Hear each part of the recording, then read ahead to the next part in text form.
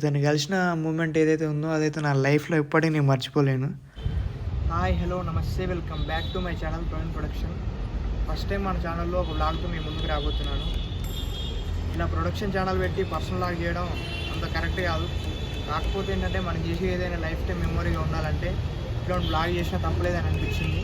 అందుకనే ఈ వీడియో చేస్తున్నాను. తమ్నేల్లో చూసినట్టుగా హైదరాబాద్ నుంచి కేరళ ఒక 1000 కిలోమీటర్స్ జర్నీ చేసి మనం ఒకరిని కలవబోతున్నాం. అసలు ఆయన ఎవరు, ఆయన ఎందుకు కలుపుతున్నాం అని చూడాలని ఉంటే వీడియో ఎండ్ వరకు చూడండి. ఫస్ట్ టైంలో ఆగి చేస్తున్నాయి కాబట్టి కలతలు పెట్టుకుంటున్నా, డైరెక్ట్ ఫేస్ చేయలేకపోతున్నా, కొంచెం అటు ఇటు అవుతుంది, చూసుకోండి. ఏంటి బాబా అన్న ఇంకోసారి అన్న, మనం హైదరాబాద్ నుండి కేరళలో పాలక్కాడ్ అనే సిటీకి వెళ్ళాలి.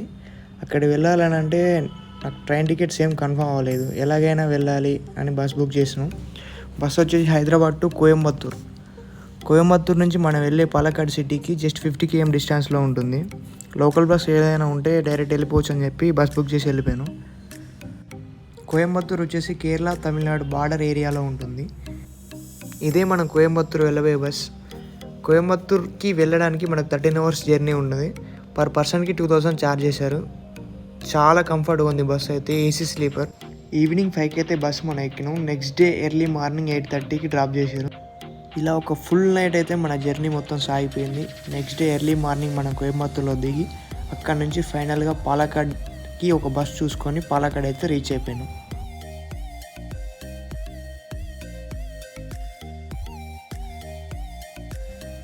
ఇదే మనం పాలక్కాడ్లో తీసుకున్న హోటల్ స్టే. పర్ డేకి 2000 ఛార్జ్ చేశారు. రూమ్ చాలా బాగుంది, ఫెసిలిటీస్ కూడా చాలా బాగున్నాయి.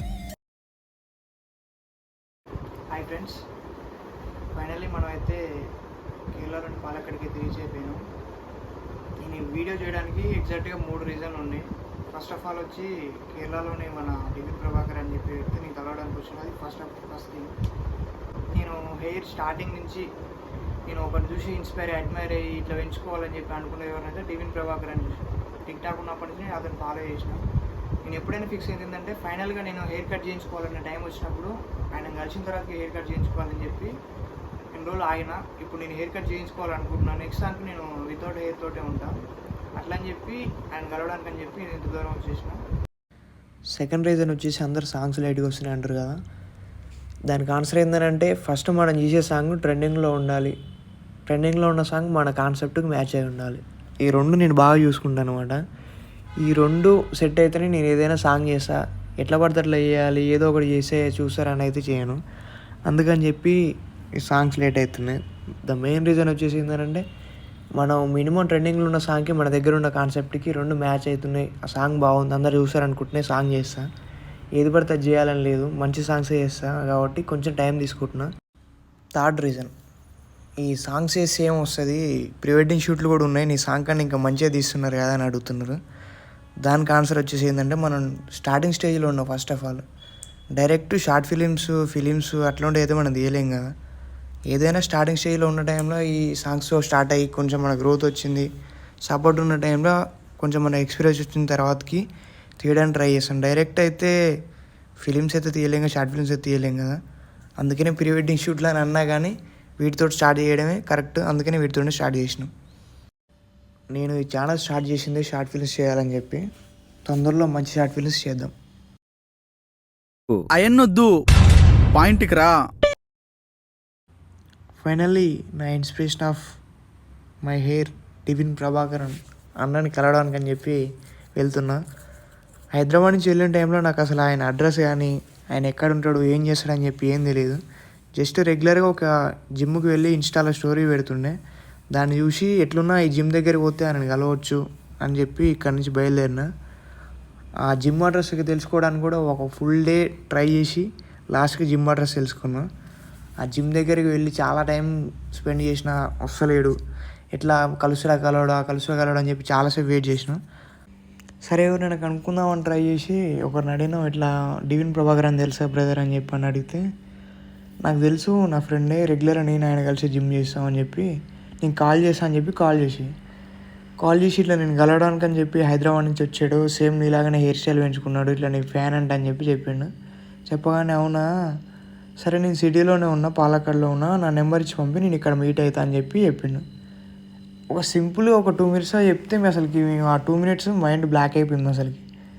ఇంత సింపుల్గా కలుస్తా అని చెప్పి అన్నాడు. నేను ఇక్కడి నుంచి వెళ్ళే టైంలో అనుకున్నా అసలు కానీ కలవడానికి అని చెప్పి ఎన్ని రోజులు పట్టుద్దో, అసలు కలుసుడో కలవడో, ఫోన్ నెంబర్ లేదు ఏం లేదు కదా, ఎట్లా కలవాలని అనుకునే. ఇంత సింపుల్గా నాకు నెంబర్ ఇవ్వగానే అసలుకి పెద్ద షాక్లోకి వెళ్ళిపోయాను మొత్తం. లాంగ్వేజ్ ప్రాబ్లం ఉంది కాబట్టి ఇదంతా ముందే వాట్సాప్లో ట్రాన్స్లేట్ చేసి సెండ్ చేశాను. సో తనకి మొత్తం అర్థమైపోయింది. ఫైనల్గా మనకైతే చాలా కష్టాల మీదుగా మన డివిన్ ప్రభాకరన్ మొబైల్ నెంబర్ అయితే సాధించినాం. నిన్న నైటే కాల్ చేసినాం. అయితే రేపు వచ్చి కలుద్దామని చెప్పి అన్నాడు. చాలా సింపుల్గా ఉన్నాడు. ఇప్పుడు కాల్ చేసి ఎక్కడికి రమ్మంటాడో లేకుంటే ఆయన ఎక్కడికి వస్తుందో కనుక్కుందాం. కాల్ చేద్దాం ఒకసారి.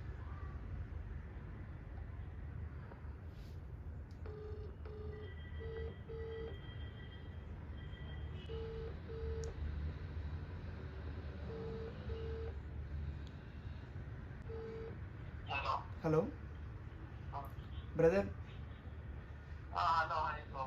Hi brother.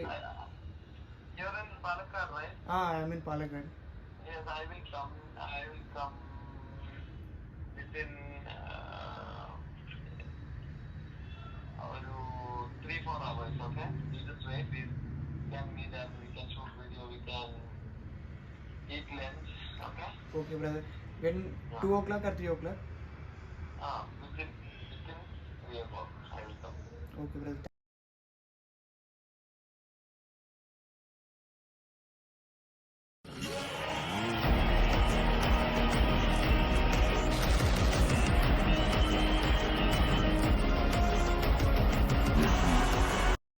ఇతను కలిసిన మూమెంట్ ఏదైతే ఉందో అదైతే నా లైఫ్లో ఎప్పటికీ నేను మర్చిపోలేను. మామూలు హ్యాపీ కాదు. ఆ టైంలో నా అంత హ్యాపీ ఎవడు ఉండకపోవచ్చు అసలుకి. మనం ఒకరిని చూసి ఇన్స్పైర్ అయ్యి ఇట్లా జుట్టు పెంచుకోవాలి, ఎప్పటికైనా కలవాలని చెప్పి అంత దూరం వెళ్ళి ఫైనల్గా కలిసిన తర్వాతకి వచ్చే హ్యాపీనెస్ అసలు మామూలుగా ఉండదు. ఎట్లున్నా ఇది బ్లాగ్ చేయాలి, వీడియో చేయాలని ఫిక్స్ అయినా. పక్కా ఎవరేమనుకున్నా పర్లేదు, నువ్వు అంత దూరం పోయి ఆయన కలవడం ఏంది అని చెప్పి అనుకున్నా పర్లేదు, పక్కా ఈ బ్లాగ్ చేయాలి, ఇది నా లైఫ్ టైం మెమొరీగా ఉండాలని చెప్పి ఫిక్స్ అయ్యి బ్లాగ్ చేసిన. ఆ మూమెంట్లో నా అంత హ్యాపీ ఎవడు ఉండలేడు. మస్తు హ్యాపీ ఫీల్ అయినా. అన్న కూడా అంత సింపుల్ ఉంటాడని ఎక్స్పెక్ట్ చేయలే. చాలా అంటే చాలా మంచిగా ఉన్నాడు. నా లైఫ్ టైం మెమొరీ అయితే ఎప్పటికీ మర్చిపోలేను అసలుకి. ఈ మూమెంట్లో నాని జెర్సీ సినిమాలో ట్రైన్ దగ్గర పోయి గట్టిగా అరుస్తాడు చూసినావా, సేమ్ అదే ఫీలింగ్ నాకుండే అక్కడ. అసలు మస్తు అంటే మస్తు హ్యాపీ ఫీల్ అయినా.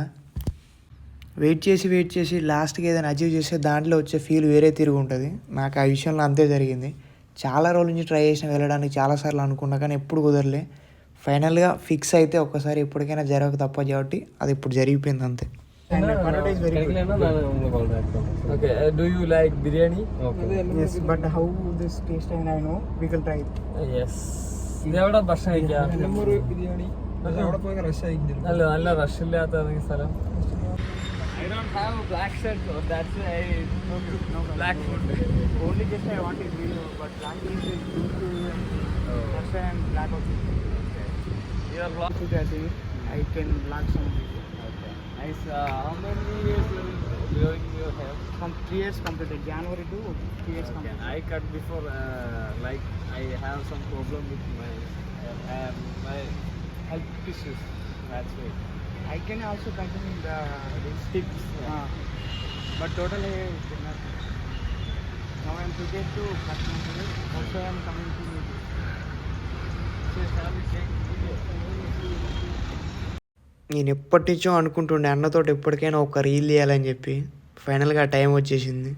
అన్న ఇట్లా రీల్ తీద్దామని చెప్పి అనగానే ఎమ్మటే ఇచ్చి పడేసినాం. అది ఇన్స్టాలో పోస్ట్ చేస్తే చూడండి. అందరూ ఎలాగున్నారు, బాగున్నారా? Yes. Subscribe to Praveen productions. Reel తీసిన తర్వాతకి అందరం ఒక రెస్టారెంట్కి వెళ్ళి లంచ్ చేసినాం. దాని తర్వాత కొద్దిసేపు మాతో టైం స్పెండ్ చేసి రిటర్న్ అదే హోటల్ దగ్గర మమ్మల్ని డ్రాప్ చేసాను. మళ్ళీ ఈ హ్యాపీనెస్లో ఇంకా కేరళలో ఎటైనా తిరగాలని కూడా అనిపించలేదు. డైరెక్ట్ ఇంటికే రావాలనిపించింది. డైరెక్ట్ ఇంటికే వచ్చే టైంలో మధ్యలో కోయంబత్తూరులో శివుడిని ఒకసారి అట్లా చూసి ఇంటికి వచ్చేసినాం.